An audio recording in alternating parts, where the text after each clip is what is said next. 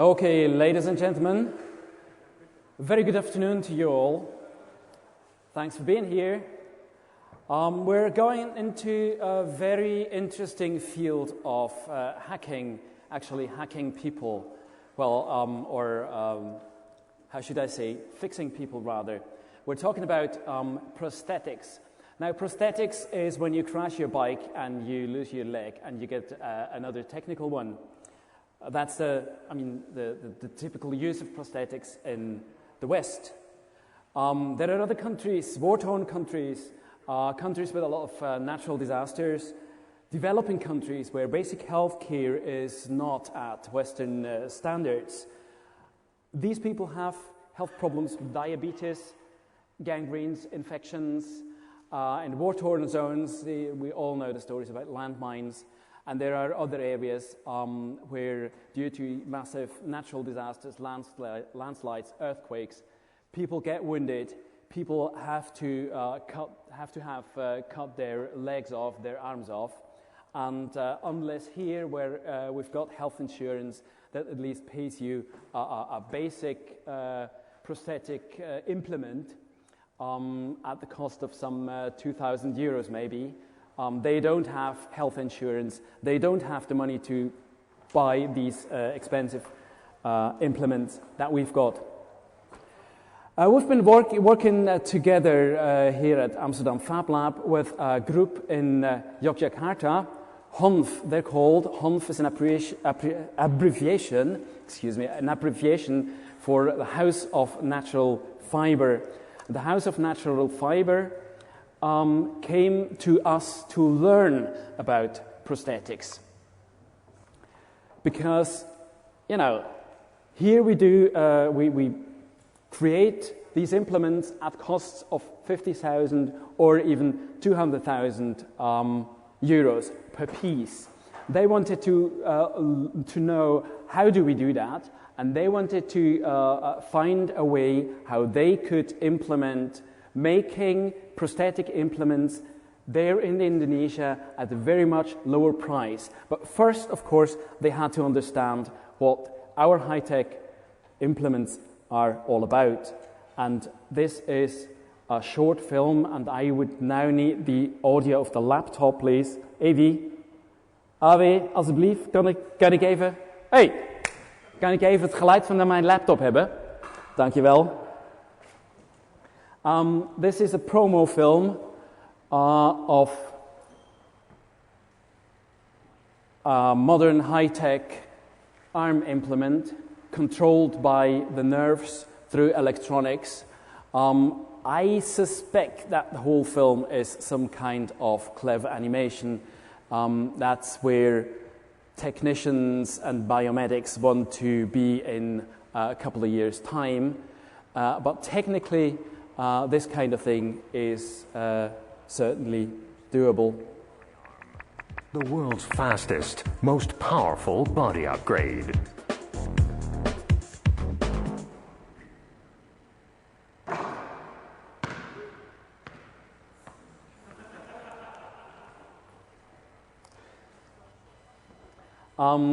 To just show you where we are at the moment, a very short clip from Touch Bionics with a guy actually using an implement that he controls with the nerves that are still living in his arm. Yeah, since sitting here with this limb, it is really like being reborn, but even seeing it, and it's a big learning curve again, because the learning curve for me was learning to walk and learning to use just normal, standard fitting limbs, but this is something incredibly special.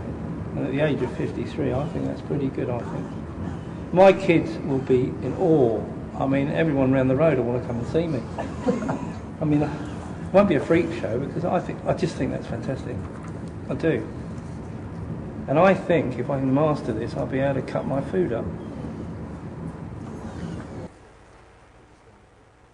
Right, so that's the real thing. That's technology we can deploy in the West. And here you see a number of other pictures of how these implements are actually tested and used in a lab. That's obviously the parts of these implements. You see joints, you see all types of pretty high-tech, high-quality stainless steel things. Here you see a number of foots for walking, foots for running. You've certainly seen pictures of these legs. They come at a pretty high price, 10,000 euros, one of them. Here you see them as we were playing around with these implements at our lab. Very different story. We moved to India. In India, there is a company, Jaipur Foot, and they produce lower leg protheses at a much lower cost. They are able to reduce the cost to something. Just of the leaflet pressure marked, then the soaked POP bandage is wrapped around the stump. The anterior and lateral alignment axes are marked. The negative cast is removed from the stump.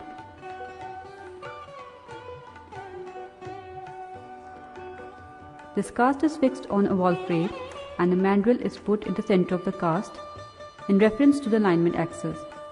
The alignment of this cast is reconfirmed by the laser line system. Then this negative cast is filled with the plaster of Paris paste. The wall frame is obtained from Endolite, a British company, and the laser alignment system is from Ottobock, a German company. To get the best alignment, BMVSS has married these two different systems. As the POP paste solidifies, the negative cast is cut open and a positive mold is thus obtained.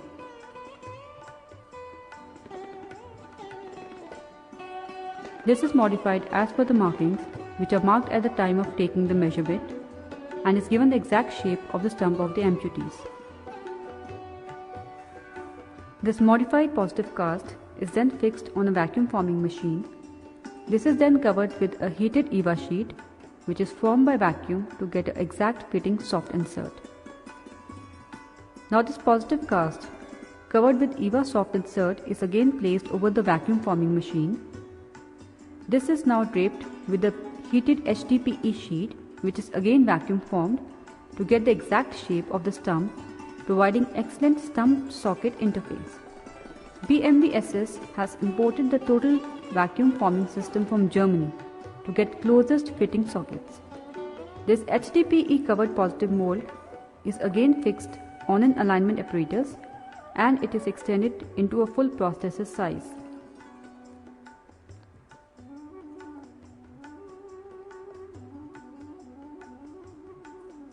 This extended positive mold is again brought into the draping room and is fixed over a vise. A HDPE pipe of the skin color is heated in an oven, and when it is sufficiently malleable, it is sleeved over this extended mold.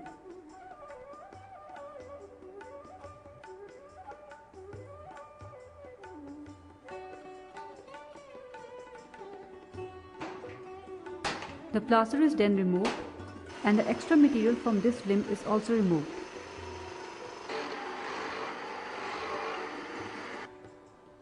A Jaipur foot and a belt is then fitted to it.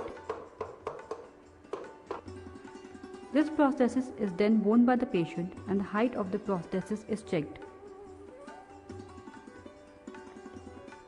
The prosthesis is then checked on a static alignment apparatus and is then given to the patient. The gait of the patient is checked. If any correction is to be done, it is done at this stage. So that's how they do it in India, and such a foot costs around $500. That's still about 1.5 times the annual income of these guys in Yogyakarta. So to really be able to produce these kind of implements there, there is another cost reduction needed, and that's what these guys from Honf are aiming at. You see, they are making these protheses in a traditional way, but they are still 3 times heavier than the high-tech stuff that we can get here in the West. It still involves a lot of manual labor, and the quality is kind of difficult to keep at the constant level. So they came to a visit here in Amsterdam, and well, not here in Amsterdam, but here in the Netherlands. They came to Amsterdam, had a look at our fab lab and the possibilities that they could get with such a laboratory full of machines to make almost anything. They had a full-day session with Appie Rietveld. He's a guy who had one of these motorcycle accidents, and he is now a long-distance runner with an artificial leg. They went to visit a company who actually works in the area of orthopedics and makes this kind of stuff. Another company, Kamer, they produce actually these kind of feet.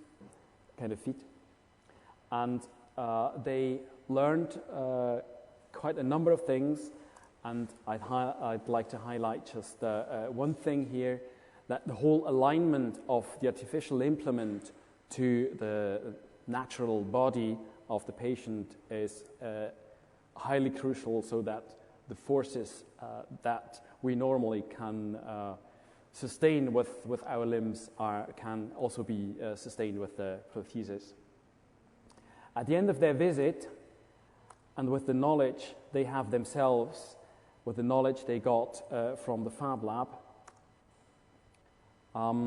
they believed that they will be able to produce cheap, long-lasting comfort prosthetics at a price of only $50, which is amazing. And that was in spring this year. What I'm now trying to do is to connect to Yogyakarta in Indonesia. Oh, you can see it and I can't. What a shame.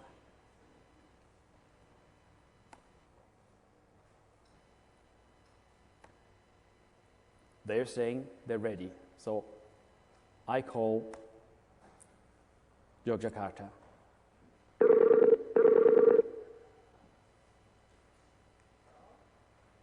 Hey, Tommy.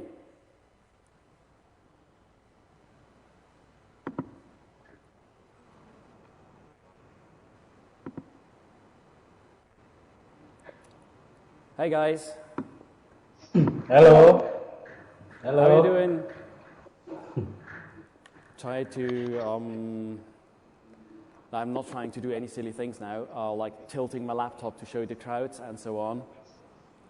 Okay. I just told them that you have been with us in Amsterdam to learn a lot about prosthetics, and that then you went home to take that idea further. Now, what have you done in the meantime?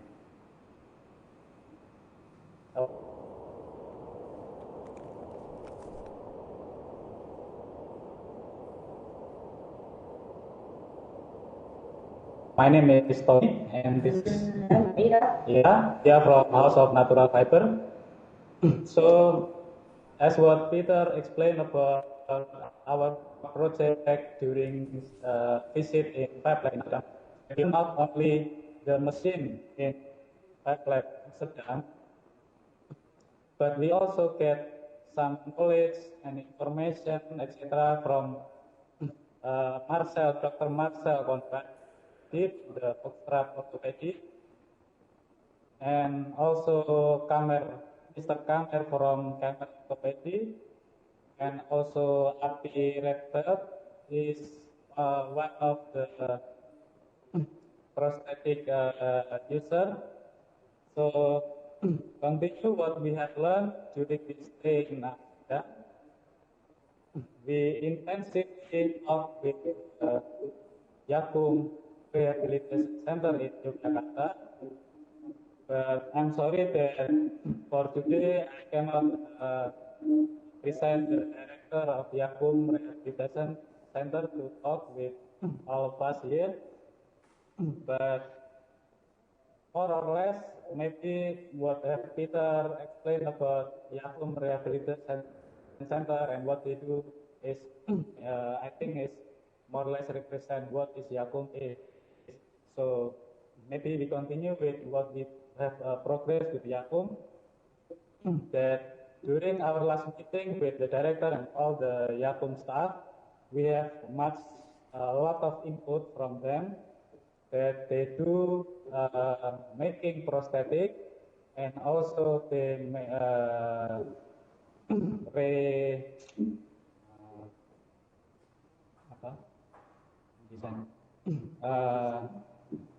they do the not only prosthetic, they also do orthostic, and also they design some bicycle which is called tricycle only for the disabled people, which is the handle is all come with the hand. And also they modified some wheelchairs that will suit for young clients. But they have also some division that they want to build a prosthetic component that they dream to be one of the prosthetic component supplier in Indonesia. So,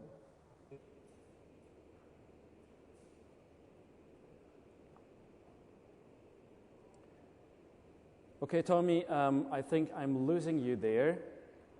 I'm trying to reconnect. And Tommy, I might suggest that we don't use video at that moment to spare some bandwidth. No, don't refuse me.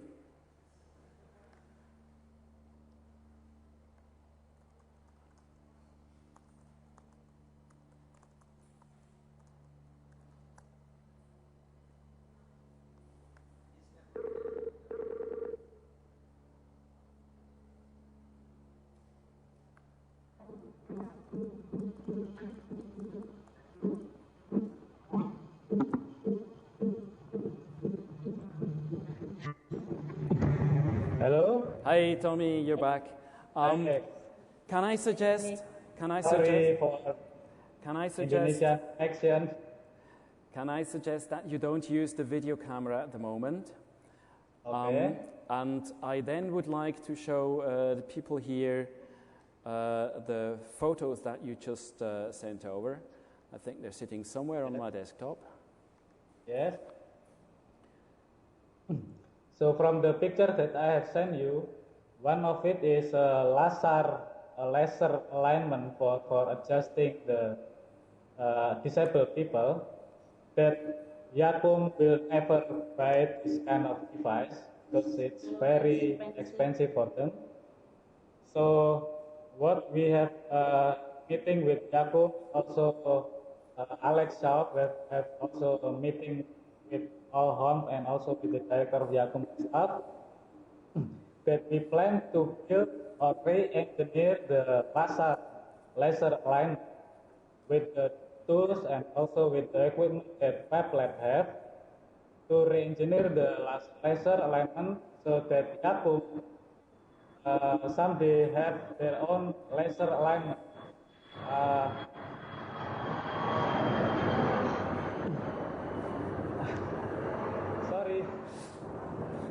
Sorry, our office is a plane pad. So, yeah, just like every day we hear a plane coming above our office. So continue what we will do in the future with the engineering the laser alignment for Yakum is one of our goal of project. So the general is that we don't only provide them with the equipment or tools to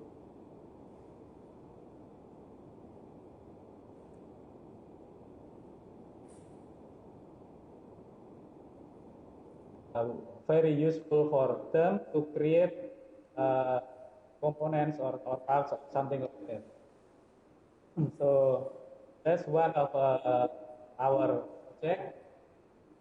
And the other one is we will create another alternative join for component of prostate, which is nowadays Yakum usually import from China, and also they're trying to produce themselves, but it's not compatible with the market yet because the quality and also the quantity that they can afford is less than the market demanding.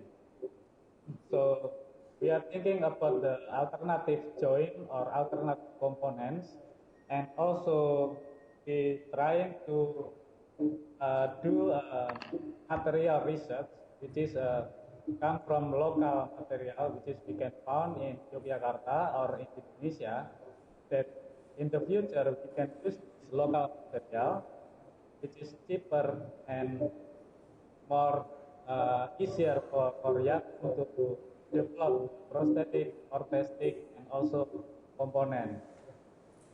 So the other project is that we will develop a 3D scanning portable for Yakum, so that this device will be owned by Yakum, that maybe that they can use this 3D scan.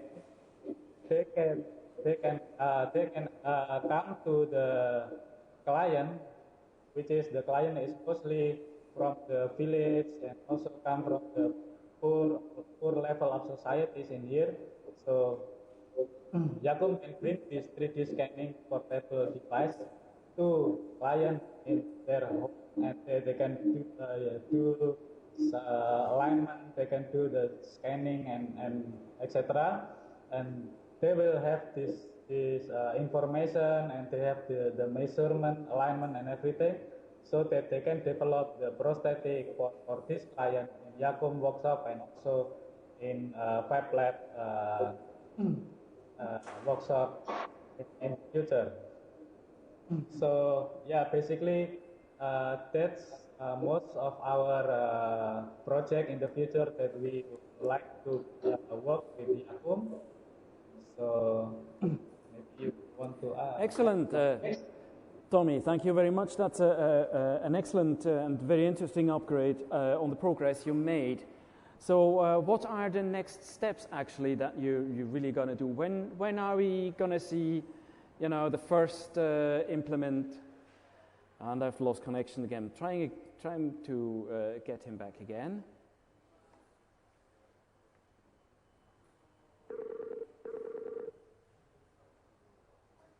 Hi, Tommy. Hello.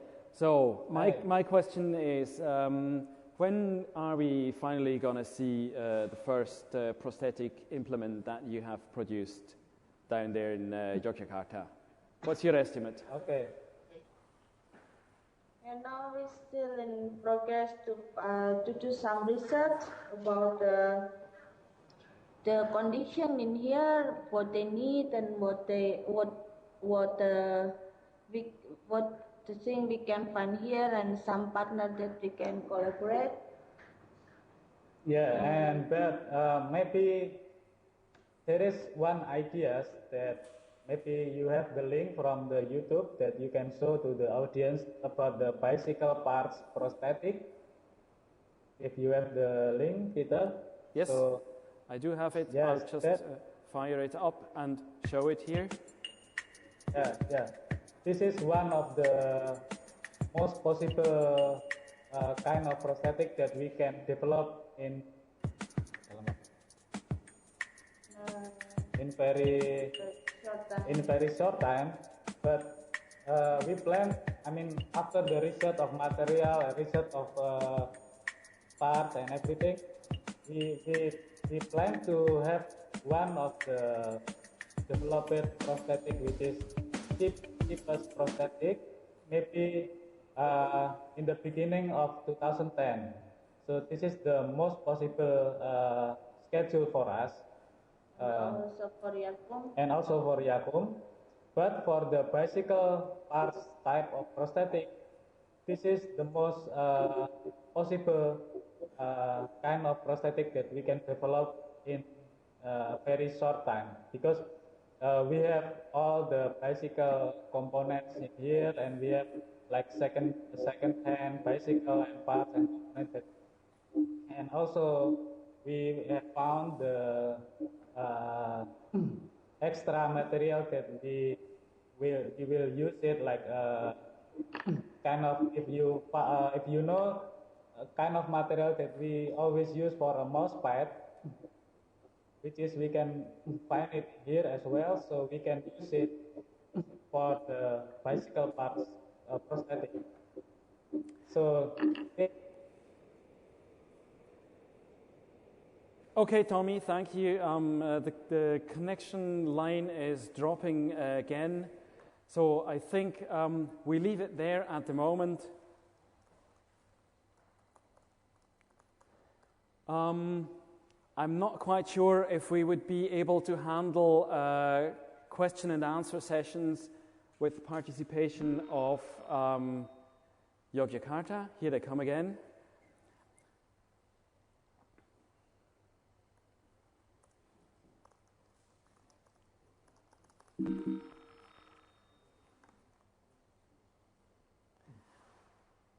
hello. Hello, Tommy. I guess the connection is that shaky at the moment that I suggest to wrap it up at this very moment.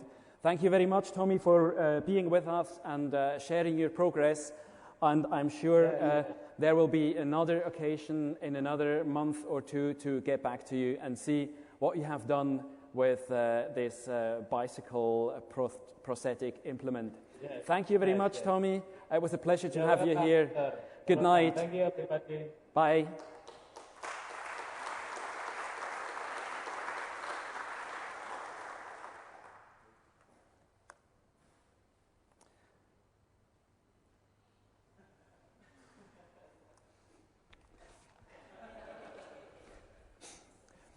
Okay, ladies and gentlemen, I think I'll wrap up my presentation right here. Does anybody of you has an urgent question that we would need to answer right now?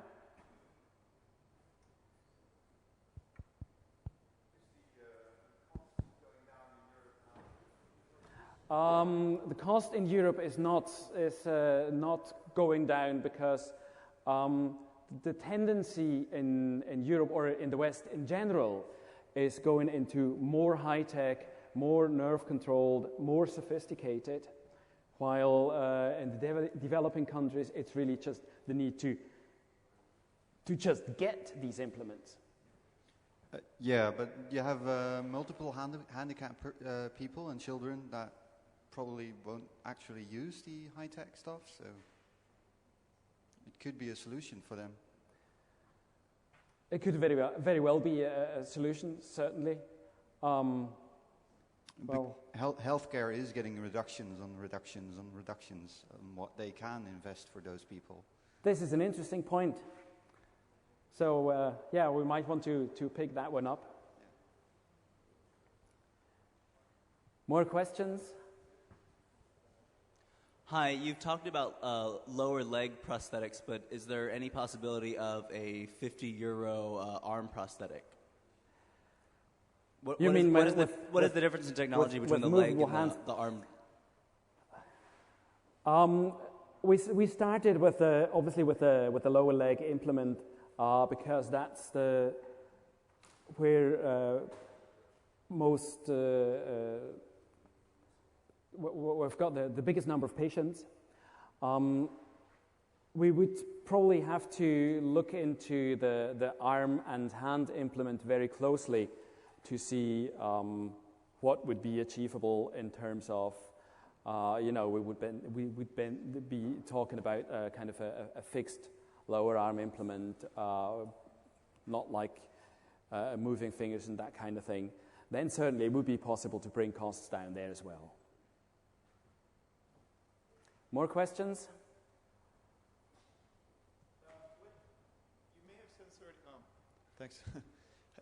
How did it all come about? Like, who contacted who, and where did that begin, that process? Ooh, I can't really remember what was first, but it's kind of an ongoing story with this group in Indonesia. They're active in very many fields, not only in healthcare and rehabilitation. They're also artists. They do all kind of weird stuff there. So it was kind of, if I remember correctly, it was kind of an ongoing thing. The idea to let them have a fab lab, and then from that the idea came up: oh, what could we use that fab lab for? Oh, there is a big demand in this area.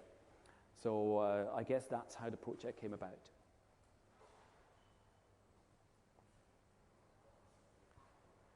Any other questions? If that's not the case, then thank you very much. Thank you for being with us. At 3 o'clock, I guess there will be the next session here, which is the iBorg project. So again, hacking people. Thank you very much.